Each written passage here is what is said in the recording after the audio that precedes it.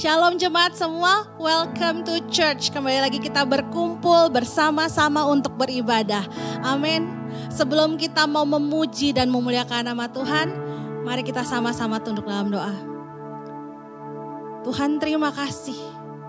Terima kasih atas kesempatan yang Tuhan berikan hari ini di mana kami masih bisa memuji dan memuliakan nama Tuhan. Dimanapun kami berada, kami tahu Tuhan ada bersama-sama dengan kami. Terima kasih ya Bapa atas kasih setiamu dalam kehidupan kami. Kami ada saat itu karena Engkau.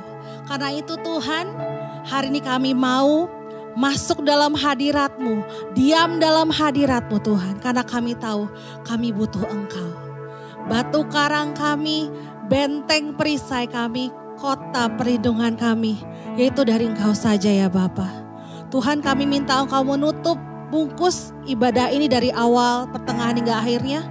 Kami serahkan semuanya dalam nama Tuhan Yesus Kristus. Beracaralah ya Bapa, kami siap untuk memuji dan memuliakan Engkau. Di dalam nama Tuhan Yesus Kristus, mari jemaat sama-sama katakan Amen. Let's praise Jesus, Amen.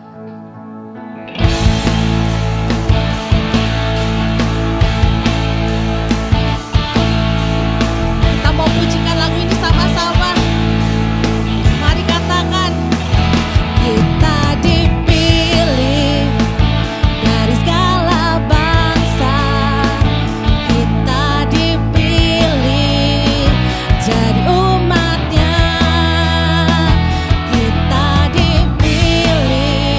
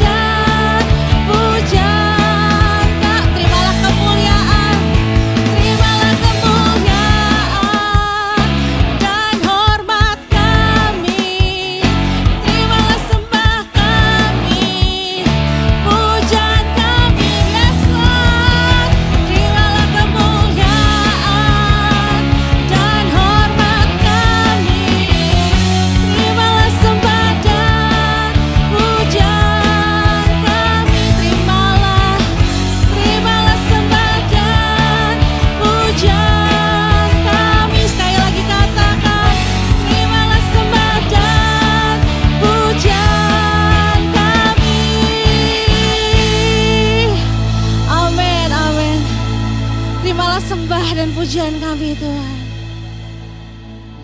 Terima kasih ya Bapa. Engkau sungguh baik Tuhan. Engkau buktikan Engkau Allah yang hidup. Allah yang bangkit dari antara orang mati. Bahkan naik ke surga Tuhan. Dan Engkau memberikan roh-Mu kepada kami. Yang membimbing kami. Yang memuatkan kami. Di saat semua keadaan tidak menentu. Tapi kami tahu kami punya Engkau di dalam kehidupan kami Tuhan. Kita mau sembah Tuhan. Kita mau siapkan hati kita untuk mendengarkan firman Tuhan.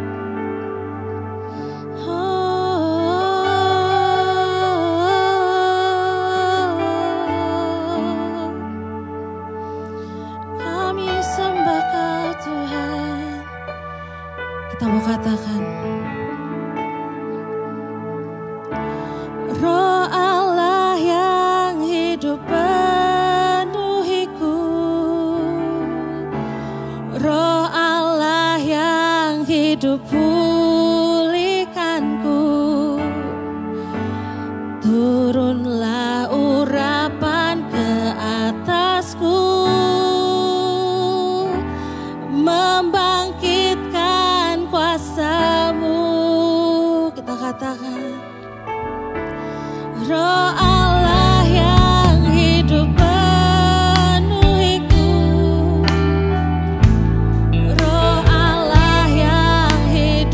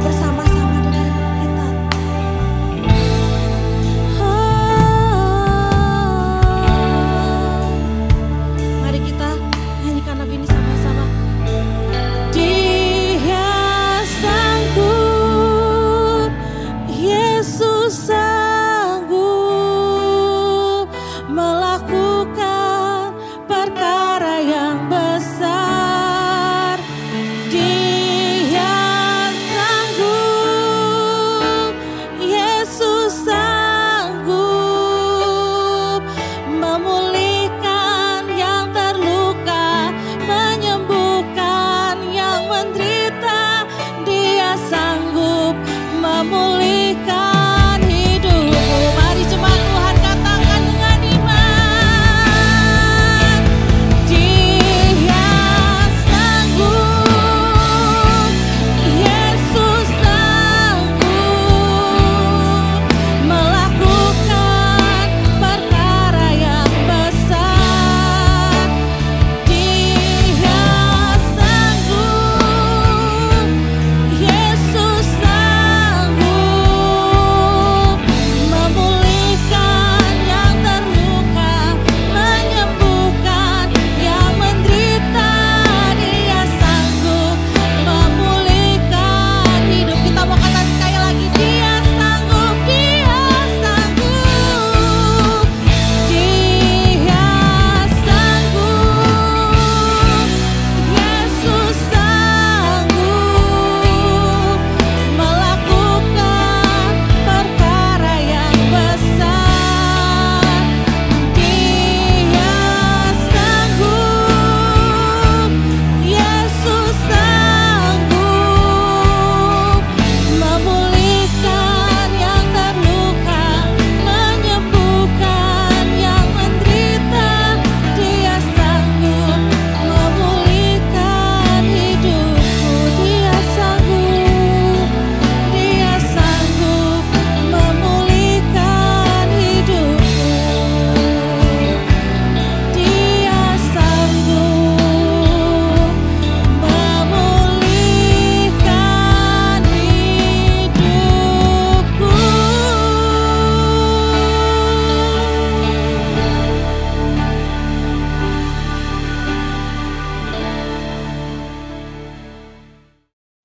Haleluya, haleluya, haleluya. Shalom saudara, puji Tuhan. Mari kita berdoa. Bapa kami dalam sorga, kami bersyukur dan terima kasih buat kemurahan-Mu ya Tuhan, di mana pada pagi hari ini kami boleh berbakti, beribadah, memuji, membesarkan nama Tuhan. Kami sungguh percaya juga kesempatan ini kami pakai untuk boleh mendengarkan dan belajar dari firman-Mu. Bapa, kami ingat janji-Mu, di mana 2-3 orang berkumpul dalam nama-Mu, Engkau hadir di tengah-tengahnya. Kami berkumpul secara daring, secara online, lewat internet ya Tuhan. Kami yakin dan percaya Engkau hadir di tengah-tengah kami, di rumah kami masing-masing. Karena Engkaulah Tuhan kami yang omnipresence, yang maha hadir. Berkatilah kami semua. Urapi pakai hamba-Mu untuk boleh menjadi saluran berkat. Berkaryalah Engkau di tengah-tengah kami. Terpujilah Engkau ya Tuhan, di dalam nama Tuhan Yesus Kristus. Haleluya. Semua percaya katakan amin. Amin. Puji Tuhan. Haleluya. Nah saudaraku, hari Minggu yang lalu mestinya adalah hari Minggu yang spesial bagi orang percaya. Karena hari tersebut atau hari Minggu yang lalu adalah hari Pentakosta. Saya merasa perlu kembali untuk menyampaikan firman Tuhan sehubungan dengan Pentakosta ini. Kenapa? Ini sangat penting bagi orang percaya. Hari Pentakosta artinya hari yang ke-50. Itu boleh dihitung sejak dari hari Paskah. Ingat saudaraku, setelah Yesus naik ke sorga, masih ada 40 hari dia berjalan di atas bunga bumi ini. Kemudian dia naik ke sorga. Dan dia katakan kepada murid-muridnya agar mereka tidak meninggalkan Yerusalem, tapi menunggu janji Bapa agar mereka dipenuhi oleh Roh Kudus, menerima baptisan Roh Kudus. Makanya 10 malam mereka menunggu, berdoa, menantikan janji Bapa. Dan pada hari yang ke-50, hari Pentakosta, mereka mengalami namanya pencurahan Roh Kudus, baptisan Roh Kudus. Dan itulah yang kita peringati minggu yang lalu, yaitu hari pencurahan Roh Kudus bagi gereja Tuhan. Nah ingat saudaraku, sebelum Yesus naik ke surga, dia meminta kepada murid-muridnya dan pengikutnya agar tidak meninggalkan Yerusalem sampai mereka mengalami baptisan Roh Kudus. Mengapa saudara? Tentu adalah alasannya. Dan kalau tidak penting, tidak mungkin Tuhan Yesus meminta hal seperti itu. Pada hari Pentakosta, janji Tuhan Yesus Kristus kepada murid-muridnya dan pengikutnya dipenuhi. Bagaimana mereka benar-benar mengalami namanya baptisan Roh Kudus. Ingat saudara, Tuhan sungguh mengasihi mereka sehingga mereka tidak dibiarkan yatim piatu kalau dia naik ke sorga. Tetapi dia mengutus Roh Kudus, yaitu penolong ilahi, agar mereka boleh menghadapi segala macam tantangan, masalah persoalan, bahkan aniaya dalam hidup mereka. Termasuk Petrus yang tadi adalah seorang penakut, tapi luar biasa setelah mengalami baptisan Roh Kudus. Dia orangnya berani, bahkan siap mati untuk Tuhan. Dan sekali berkhotbah oleh karena urapan Roh Kudus, 3.000 orang bertobat. Kadang-kadang saya pikir ada orang berkhotbah 3.000 kali, satu orang pun tidak bertobat. Dan kalau kita perhatikan sejarah gereja, maka gereja mula-mula dikatakan yang menjungkir balikkan dunia ini. Itu sebabnya kita perlu hidup seperti jemaat gereja mula-mula, mengalami baptisan Roh Kudus, agar di masa-masa depan di mana banyak tantangan, banyak cobaan, bahkan mungkin kita juga mengalami teror, tapi kita percaya bersama dengan Tuhan kita mampu mengatasinya. Itu sebabnya tema hari ini, coba lihat di layar kita, slide yang saya sampaikan, sangat penting bagi kita. Dan temanya adalah pentingnya baptisan Roh Kudus bagi orang percaya. Nah, kita akan baca yang pertama Kisah Para Rasul 1 ayat 4 dan 5, kemudian Kisah Para Rasul 2 ayat 1 sampai 4. Bukalah Alkitab saudara, bukalah HP saudara yang ada Alkitab di dalamnya, atau gadget apa yang saya miliki, agar kita boleh baca sama-sama. Saya mulai Kisah Para Rasul 1 ayat 4 dan 5. Suatu hari ketika ia makan bersama-sama dengan mereka, ia melarang mereka meninggalkan Yerusalem dan menyuruh mereka tinggal di situ menantikan janji Bapa yang demikian katanya, telah kamu dengar daripadaku. Sebab Yohanes membaptis dengan air, tetapi tidak lama lagi kamu akan dibaptis dengan Roh Kudus. Sekarang Kisah Para Rasul 2 ayat 1 sampai 4. Ketika tiba hari Pentakosta, semua orang percaya berkumpul di satu tempat. Tiba-tiba turunlah dari langit suatu bunyi seperti tiupan angin keras yang memenuhi seluruh rumah di mana mereka duduk. Dan tampaklah kepada mereka lidah-lidah api, lidah-lidah seperti nyala api yang bertebaran dan hinggap pada mereka masing-masing. Perhatikan. Maka penuhlah mereka dengan Roh Kudus, lalu mereka mulai berkata-kata dalam bahasa-bahasa lain seperti yang diberikan oleh Roh itu kepada mereka untuk mengatakannya. Puji nama Tuhan. Saudaraku, perhatikan ini. Waktu Tuhan Yesus Kristus naik ke sorga dan menyampaikan pesan tersebut agar mereka tidak meninggalkan Yerusalem, ada sekitar 500 orang yang mendengar dan melihat dengan mata kepala sendiri Yesus naik ke sorga. Sekitar 500 orang. Sayangnya dari sekitar 500 orang itu hanya 120 yang setia menunggu janji Bapa, bertekun dalam doa menantikan janji Bapa, yaitu pada hari Pentakosta mereka menerima baptisan Roh Kudus. Artinya apa? Sekitar 24%. Makanya jangan heran, meskipun banyak gereja-gereja di Indonesia termasuk di dunia ini, mungkin hanya sebagian kecil yang percaya tentang baptisan Roh Kudus, bahkan karunia-karunia pekerjaan Roh Kudus yang luar biasa itu. Jadi gak usah heran saudaraku. Nah, sebelum saya lanjutkan, coba lihat gambar berikut. Perhatikan slide itu. Lihat saudaraku, perhatikan tanahnya yang warnanya berbeda dengan tanah biasa. Tahukah Anda apa dan di mana ini? Lihat baik-baik. Nah, saya mau beritahu saudara, itu adalah tambang emas PT Freeport yang ada di Gunung Gasperg, Timika, Papua. Saudara, ada pengalaman yang menarik yang pernah saya alami waktu mengunjungi namanya Timika di Papua pada bulan Juni 2012, artinya sudah 9 tahun yang lalu. Waktu itu saya diajak Reverend Susan Hetting untuk menjadi salah satu pembicara dalam School of Prayer atau sekolah doa dan juga KKR yang adakan di Timika, Papua.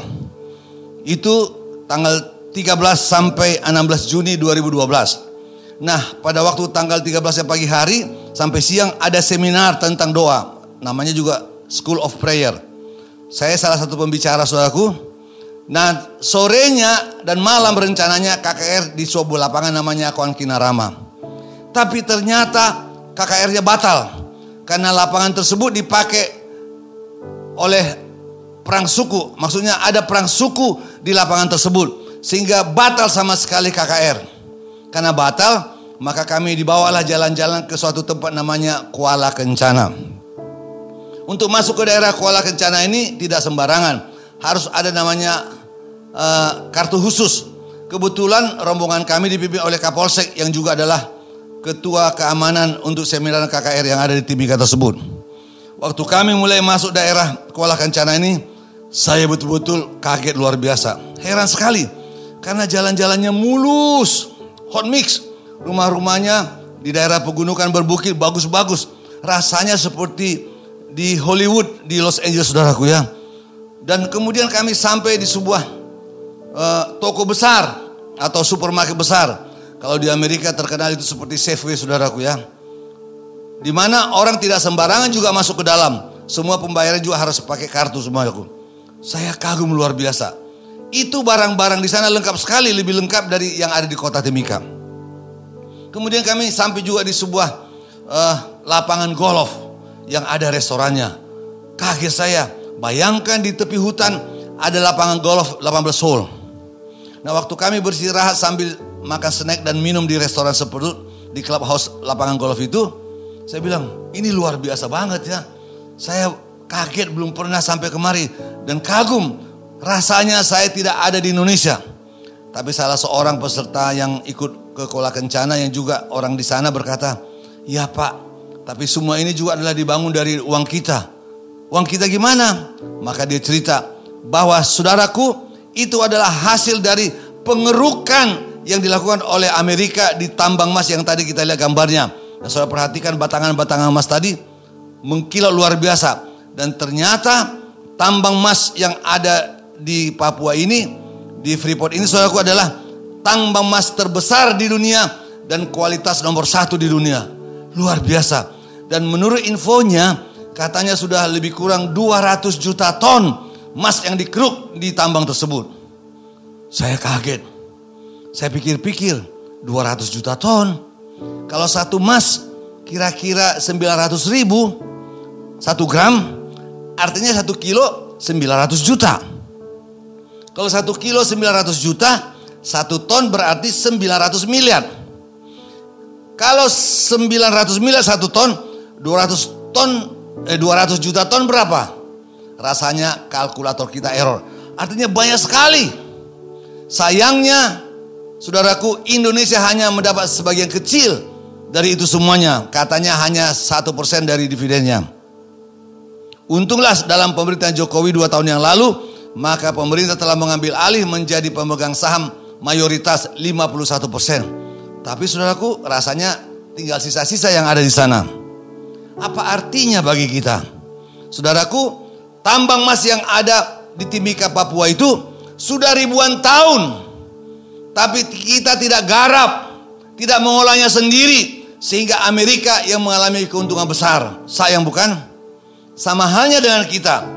Baptisan Roh Kudus telah disediakan Tuhan lebih 2000 tahun yang lalu bagi orang percaya. Tetapi seringkali kita mengabaikan. Seringkali kita tidak menggarapnya, tidak merindukannya, sehingga kita kehilangan banyak berkat. Itu sebabnya tema hari sangat penting bagi kita. Pentingnya baptisan Roh Kudus bagi orang percaya. Amin, saudaraku. Haleluya, puji Tuhan. Nah, kalau kita kembali kepada pembacaan firman tadi, kita membaca tadi, kepada siapa Tuhan Yesus Kristus meminta agar tidak meninggalkan Yerusalem? Kepada siapa? Tentu kepada murid-muridnya dan kepada pengikutnya. Yang saya katakan tadi sekitar 500 orang. Nah, ini apa artinya bagi kita? Lihat saya berikut. Artinya adalah bahwa baptisan Roh Kudus adalah pengalaman sesudah menjadi orang percaya. Artinya tidak otomatis kita menjadi orang percaya langsung mengalami namanya baptisan Roh Kudus. Ingat, ini bahkan para rasul, murid-murid langsung Yesus. Tapi Yesus berkata, tunggu di Yerusalem sampai kalian menerima janji Bapa. Kalau Yohanes membaptis dengan roh, maka kamu akan dibaptis dengan Roh Kudus. Artinya mereka sudah orang percaya, bahkan menjadi murid Yesus, tapi mereka masih tunggu waktunya untuk mengalami namanya baptisan Roh Kudus. Saya bacakan Galatia 4:6. Tadi kita sudah baca Kisah para Rasul 1 ayat 4 dan 5 dan juga Kisah para Rasul 2 ayat 1 sampai 4. Sekarang Galatia 4:6. Dan karena kamu adalah anak, maka Allah telah menyuruh roh anaknya ke dalam hati kita yang berseru, ya Aba, ya Bapa. Artinya apa? Kalau kita terima Yesus sebagai Tuhan dan Juru Selamat pribadi kita, memang Tuhan menyuruh rohnya untuk tinggal dalam kita, sehingga kita boleh berkata Aba, ya Bapa. tapi tidak otomatis mengalami namanya kepenuhan atau baptisan Roh Kudus. Satu lagi, Efesus 1:13.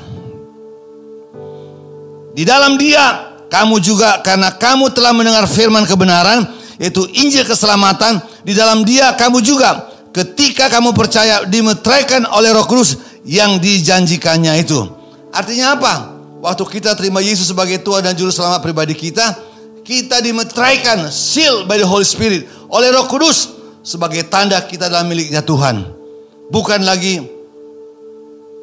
milik dunia ini, tapi milik Tuhan. Itu sebabnya saudaraku, perhatikan slide berikut. Kata baptisan berasal dari kata baptism, bahasa Inggrisnya, yang tadinya berasal dari kata baptizo dari bahasa Yunani, yang artinya ditenggelamkan, diselamkan. Artinya orang yang mengalami baptisan Roh Kudus seperti yang ditenggelamkan, betul-betul tenggelam dia oleh urapan Roh Kudus dalam hidupnya. Itu sebabnya juga kita tahu sebagai kita dari Gereja Pentakosta Indonesia, kalau orang menerima baptisan air, itu diselamkan, ditenggelamkan, tidak dipercik atau tidak dengan bendera, tapi baptizo ditenggelamkan. Makanya sekarang pertanyaan berikut adalah, mengapa baptisan Roh Kudus penting bagi orang percaya? Ini dia. Mengapa penting? Yang pertama, merupakan pintu gerbang masuk ke dalam alam yang supranatural. Artinya begini, kalau kita mengalami baptisan Roh Kudus, itu adalah pintu gerbang bagi kita untuk mengalami perkara-perkara yang dahsyat dari Tuhan, yang supranatural. Yang membuat saya sedih begini, banyak orang dunia ini lebih percaya kepada hal-hal yang supranatural dari dunia ini, dari dukun lah, ya, magic lah dan sebagainya. Padahal kalau kita lihat Alkitab, ternyata ada hal yang supranatural dari Roh Kudus. Mari kita baca Yohanes 14 ayat 12. Aku berkata kepadamu, sesungguhnya barang siapa percaya kepadaku, ia akan melakukan juga pekerjaan-pekerjaan yang aku lakukan. Bahkan pekerjaan-pekerjaan yang lebih besar daripada itu. Sebab aku pergi kepada Bapa. Itu janji Tuhan Yesus. Artinya semua yang dikerjakan Tuhan Yesus dalam dunia ini bisa kita lakukan. Sebab dia pergi kepada Bapa, maka dia mengutus Roh Kudus bagi gerejanya, bagi orang percaya. Jadi artinya kita juga bisa melakukan itu. Makanya gak heran, saya juga pernah dengar hamba Tuhan yang ada di Afrika mendoakan orang mati sudah bangkit, bukan 1-2 orang, ya, berkali-kali. Kenapa? Memang itu dimungkinkan oleh karena urapan Roh Kudus yang memenuhi hamba Tuhan itu. Kalau pengalaman saya di berbagai macam KKR, baik sebagai penterjemah maupun sebagai pembicara, banyak sekali mujizat-mujizat terjadi. Itu artinya apa? Semua yang dikerjakan oleh Tuhan Yesus dalam dunia ini bisa juga kita kerjakan. Dan baptisan Roh Kudus adalah pintu gerbang untuk mengalami itu semuanya. Sekarang saya bacakan 1 Korintus 12 ayat 8 sampai 11. 1 Korintus 12 ayat 8 sampai 11. Sebab kepada yang seorang Roh memberikan karunia untuk berkata-kata dengan hikmat, dan kepada yang lain Roh yang sama memberikan karunia berkata-kata dengan pengetahuan. Kepada yang seorang Roh yang sama memberikan iman, dan kepada yang lain ia memberikan karunia untuk menyembuhkan. Kepada yang seorang Roh memberikan kuasa untuk mengadakan mukjizat, dan kepada yang lain ia memberikan karunia untuk bernubuat, dan kepada yang lain lagi ia memberikan karunia untuk membedakan bermacam-macam roh. Kepada yang seorang ia memberikan karunia untuk berkata-kata dengan bahasa roh, dan kepada yang lain ia memberikan karunia untuk menafsirkan bahasa roh itu. Tetapi semuanya ini dikerjakan oleh Roh yang satu dan yang sama, yang memberikan karunia kepada tiap-tiap orang secara khusus seperti yang dikehendakinya. Perhatikan itu. Dikerjakan oleh Roh yang satu dan yang sama, yang memberikan karunia kepada tiap-tiap orang secara khusus seperti yang dikehendakinya. Lihat slide berikut. Karunia-karunia Roh Kudus bersifat supranatural. Artinya bukan yang biasa-biasa.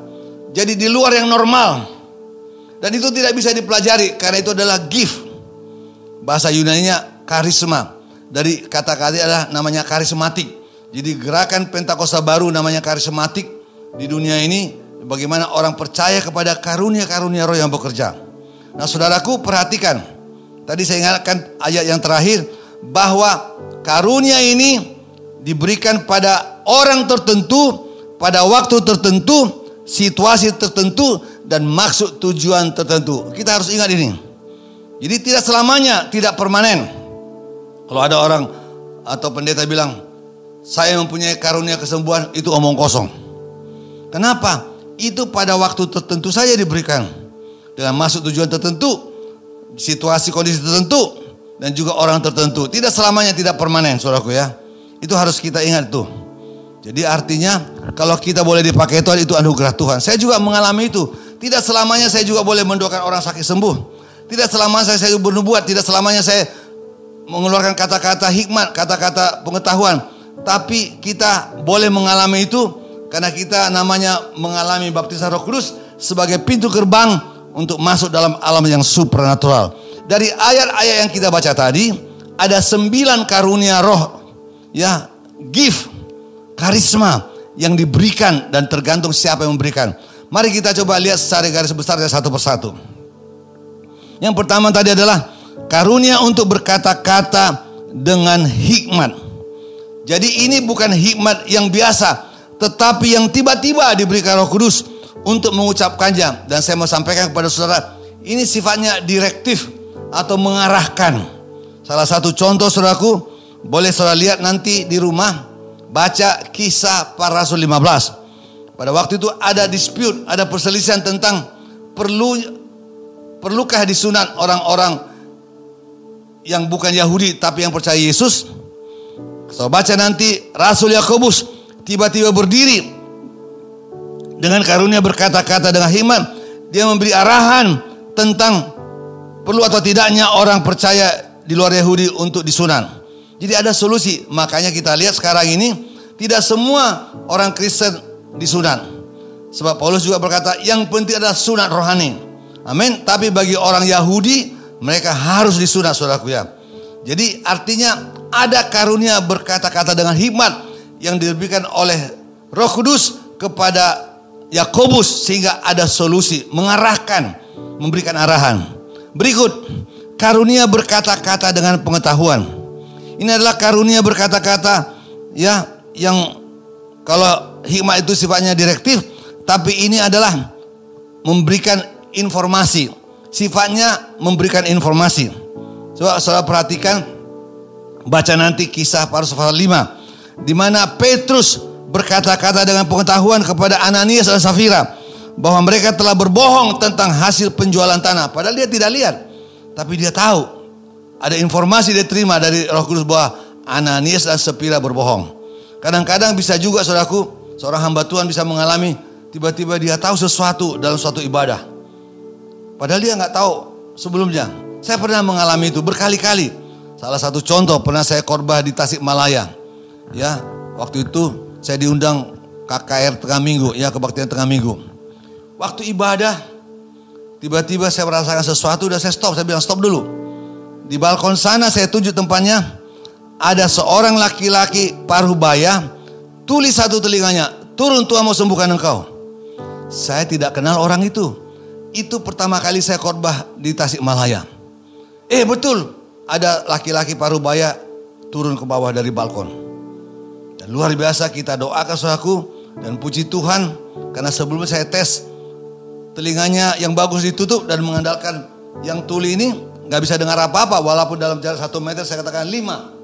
Dia nggak dengar karena tuli. Tapi waktu didoakan, Tuhan sembuhkan dan betul-betul telinganya pulih kembali. Puji Tuhan. Ada juga pengalaman saya pernah KKR di Seborong-Borong. Tiba-tiba saya bilang stop dulu. Ada seorang ibu di sini punya tumor kandungan. Maju, Tuhan mau sembuhkan engkau. Betul, saya tidak kenal wanita itu. Tapi betul akhirnya waktu wanita ini maju kita doakan. Dia katanya waktu didoakan merasakan seperti orang mencabut ubi kayu, singkong, tercabut sampai ke akarnya. Begitulah dia rasakan tumor kandungannya itu tercabut karena kuasa Tuhan yang luar biasa. Haleluya, puji Tuhan. Itu contoh karunia berkata-kata dan pengetahuan. Yang berikut, karunia iman. Ini adalah iman yang pada waktu tertentu diberikan. Tiba-tiba saja. Seperti tadi saya katakan, waktu di Tasikmalaya saya bilang, turun Tuhan mau sembuhkan engkau. Ini karunia iman. Saya yakin kalau dia turun, dia akan sembuh didoakan. Saudaraku, biasanya ini karunia iman bekerja sama dengan karunia kesembuhan ya. Makanya kita lanjut aja. Yang bagian D-nya karunia kesembuhan adalah karunia di mana kita boleh mendoakan orang lain mengalami kesembuhan. Tadi saya katakan berkali-kali ada banyak hal, baik sebagai penterjemah maupun sebagai pembicara dalam KKR besar di Indonesia ini. Saya melihat begitu jelas bagaimana orang lumpuh disembuhkan, orang tuli mendengar, orang buta melihat. Kenapa? Karena memang kuasa Tuhan kita tidak pernah berubah. Kuasanya dahsyat luar biasa. Amin saudaraku. Haleluya, tepuk tangan dulu bagi Tuhan kita. Puji Tuhan. Oke, lanjut lagi. Karunia untuk mengadakan mukjizat. Ini adalah istilahnya kreatif miracle. Ya, yang tadinya tidak ada tapi menjadi ada misalkan. Atau orang mati dihidupkan kembali. Baca nanti dalam Kisah Para Rasul 9 41 sampai 42. Di situ bagaimana oleh Petrus mendoakan seorang wanita namanya Tabita yang tadinya mati bangkit kembali. Tadi saya singgung di awal, di Afrika ada hamba Tuhan juga. Bahkan saya dengar Rehab Bongke juga pernah mendoakan orang bayi gitu ya yang mati tapi hidup kembali. Artinya apa? Memang itu nyata karunia untuk mengadakan mukjizat. Yang berikut, karunia bernubuat. Ada sesuatu pemberitaan awal dari sesuatu yang bakal terjadi, yang sifatnya nubuatan ya. Nanti mari coba kita lihat Kisah Para Rasul 21 ayat 10 sampai 11. Saya bacakan aja.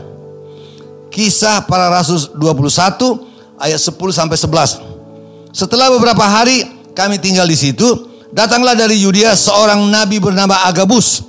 Ia datang kepada kami lalu mengambil ikat pinggang Paulus. Sambil mengikat kaki dan tangannya sendiri, ia berkata, demikianlah kata Roh Kudus, beginilah orang yang mempunyai ikat pinggang ini akan diikat oleh orang-orang Yahudi di Yerusalem dan diserahkan ke dalam tangan bangsa-bangsa lain. Di sini kita melihat bagaimana Agabus bernubuat tentang Paulus, bagaimana dia nanti ditangkap persis seperti tangannya diikat saudaraku ya, dan dibawa ke Roma. Itu hal-hal yang belum pernah terjadi sebelumnya, tapi dinubuatkan. Dan saya mau beritahu saudara, ini memang nyata. Ya, itu hal yang betul-betul bisa terjadi. Haleluya, puji Tuhan. Saya gak enak juga kalau saya saksikan, saya berkali-kali saya dinubuati oleh ada 4 hamba Tuhan berbeda saudaraku ya. Dan itu akhirnya betul-betul terjadi. Karena memang kalau itu dari Tuhan, jadi namanya nubuatan. Ada juga namanya lubuatan. Apa tuh? Ya asal ngomong aja, lu buat kata saya. Tapi tidak nyata, tidak berhasil. Tapi kalau dari Tuhan, karunia itu sungguh nyata akan terjadi di masa yang akan datang. Yang berikut, karunia untuk membedakan bermacam-macam roh. Ini juga kadang-kadang kita bisa ditipu oleh si iblis. Dalam satu pengalaman pelayanan, pernah saya melayani orang di mana ada manifestasi, sepertinya dia berbahasa roh. Tapi saya rasakan ini bukan dari Roh Kudus, bahkan dari setan. Saya tengking dia dalam nama Yesus. Engkau roh jahat, keluar. Gak boleh menyaru dalam nama Yesus. Ini orang, saudaraku, telah berilmu pergi ke dukun yang katanya kalau ditusuk gak mempan. Tapi hari itu kita layani dia saudaraku. Wah, dia mengalami pemulihan. Ada karunia itu diberikan untuk membedakan apakah ini dari Roh Kudus atau juga bukan yang lainnya. Ya, yang lainnya. Kita harus tahu itu. Kalau kita mengalami namanya karunia membedakan bermacam-macam roh. Ya, tinggal 2 lagi. Karunia untuk berkata-kata dengan bahasa roh. Ini adalah bahasa roh yang disampaikan pada waktu tertentu, ya kondisi tertentu. Jadi bukan sebagai bahasa roh sebagai tanda dari orang yang mengalami baptisan Roh Kudus. Saya mau beritahu saudara, tanda orang mengalami baptisan Roh Kudus adalah mereka boleh berdoa dalam bahasa-bahasa lain. Seperti tadi kita baca dalam Kisah Para Rasul 2 ayat 4 tadi. Tapi kalau karunia berkata-kata dengan bahasa roh adalah hal yang berbeda. Itu diberikan pada waktu tertentu, orang tertentu, dengan pesan masuk tujuan tertentu saudaraku ya. Berkata-kata dengan bahasa roh. Suatu ketika saya pernah diceritakan oleh ibu saya. Zaman dulu katanya waktu mula-mula gerakan Pentakosta masuk di Sumatera Utara. itulah pertama kali terjadi saudaraku kegerakan rohani yang besar. Bahkan saya boleh dengar juga yang namanya abangnya ibu saya atau om saya, tulang saya yang paling besar. Dalam pelayanan saudaraku, banyak orang bertobat. Katanya suatu ketika dia minum di sebuah warung, lapo gitu ya. Rupanya di daerah itu banyak yang bertobat, tidak suka lagi minum tuak, tidak suka lagi ke lapo. Jadi laponya jadi sepi. Jadi pada waktu om saya ini istirahat di lapo ini, karena dalam perjalanan saudaraku, nah kita tahu zaman dulu banyak sekali ilmu-ilmu hitam di pedalaman ya, di kampung gitu ya, di Sumatera Utara. Jadi om saya ini pesan kopi. Waktu kopinya dibawa saudaraku, om saya tidak tahu apa-apa. Begitu dia angkat gelas kopi itu, tiba-tiba pecah sendiri. Itu yang punya warung langsung bertobat, datang minta ampun sama om saya. Rupanya apa? Kopi itu dikasih sesuatu ilmu-ilmu sama dia. Tapi pada waktu om saya yang angkat gelasnya tiba-tiba pecah. Kenapa? Urapan Roh Kudus yang ada dalam hidup om saya pada waktu itu tidak mempan dari semua namanya ilmu-ilmu hitam. Saya mau beritahu saudara, kalau hidup saudara benar-benar dalam Tuhan, penuh dengan Roh Kudus, tidak ada dukun sakti manapun, tukang santet manapun yang bisa mensantet saudara. Kita kuat bersama dengan Tuhan. Amin saudaraku. Haleluya, puji Tuhan. Yang berikut. Oh iya, tadi saya belum sampaikan ya. Bagaimana dalam karunia berkata-kata bahasa roh ini, mami saya cerita di suatu ibadah katanya. Ini di kampung dulu, Sumatera Utara. Ada ibu yang dia tidak sekolah, buta huruf bahkan. Tiba-tiba waktu berdoa saudaraku, karena pengkhotbahnya waktu itu adalah orang Jerman. Dia berbahasa Jerman sangat fasih sekali. Yang jadi dimengerti oleh pendeta ini. Jadi semua kaget. Ibu ini gak sekolah, buta huruf, tapi bisa berbicara bahasa Jerman. Dia gak pernah belajar. Itulah karunia yang namanya berkata dalam bahasa roh pada waktu itu yang diberikan Tuhan kepada dia. Dan pendeta ini sangat kagum karena diceritakan bagaimana kemuliaan Tuhan, pekerjaan Tuhan akan dinyatakan di daerah tersebut. Itu cerita dari ibu saya. Tapi ini betul-betul terjadi saudaraku ya. Yang berikut, karunia untuk menafsirkan bahasa roh. Nah, biasanya ini bekerja sama dengan karunia berkata-kata dengan bahasa roh. Jadi kalau ada karunia berkata-kata bahasa roh, itu perlu ditafsirkan, diartikan. Ingat tadi saya katakan, kalau berkata-kata dalam bahasa roh sebagai tanda orang penuh Roh Kudus, itu tidak perlu ditafsirkan. Tapi kalau ada karunia berkata-kata dalam bahasa roh, itu perlu ditafsirkan. Dan biasanya ada orang menerima karunia berkata-kata dalam bahasa roh, ada juga orang yang lain yang menerima karunia menafsirkan bahasa roh. Suatu ketika kami ada retret di puncak, anak-anak muda dulu saudaraku ya. Tiba-tiba ada seorang peserta, dia berbahasa dialek Cina, bukan Mandarinnya, ada dialeknya lagi. Wah, kita gak ngerti semuanya. Ini orang juga gak tahu bahasa itu. Tapi waktu dia selesai, semua hening, saya bilang, semua diam tenang. Saya minta semua kita minta kepada Tuhan. Apabila ada orang mengalami atau menerima karunia menafsirkan bahasa roh tadi, tolong disampaikan. Tiba-tiba ada seorang anak muda muncul saudaraku, tampil dan dia berkata dalam bahasa Indonesia, menafsirkan bahasa roh tadi. Wah, luar biasa. Saya betul-betul diberkati luar biasa. Artinya apa? Semua karunia-karunia yang sifatnya supranatural ini adalah nyata. Ya, bukan hoax, bukan omong kosong. Haleluya, puji Tuhan. Artinya apa? Sekali lagi, baptisan Roh Kudus menjadi pintu gerbang bagi kita untuk mengalami pengalaman yang supranatural. Yang kedua, membuat kita punya kuasa untuk menjadi saksi. Ini ayat yang sudah terkenal, Kisah Para Rasul 1 ayat 8. Tapi kamu akan menerima kuasa kalau Roh Kudus turun ke atas kamu, dan kamu akan menjadi saksiku di Yerusalem, di seluruh dunia, Yudea dan Samaria, dan sampai ke ujung bumi. Artinya apa? Kita diberi kuasa ya untuk menjadi saksi Tuhan. Bukan hanya bersaksi, tapi kehidupan kita menjadi kesaksian saudaraku ya. Seperti tadi saya katakan, waktu om saya minum di sebuah warung kopi Lapo di Sumatera Utara. Waktu dia angkat gelasnya, tiba-tiba pecah. Ya, dia nggak tahu apa isinya. Selain kopi itu ternyata sudah diisi oleh yang punya warung.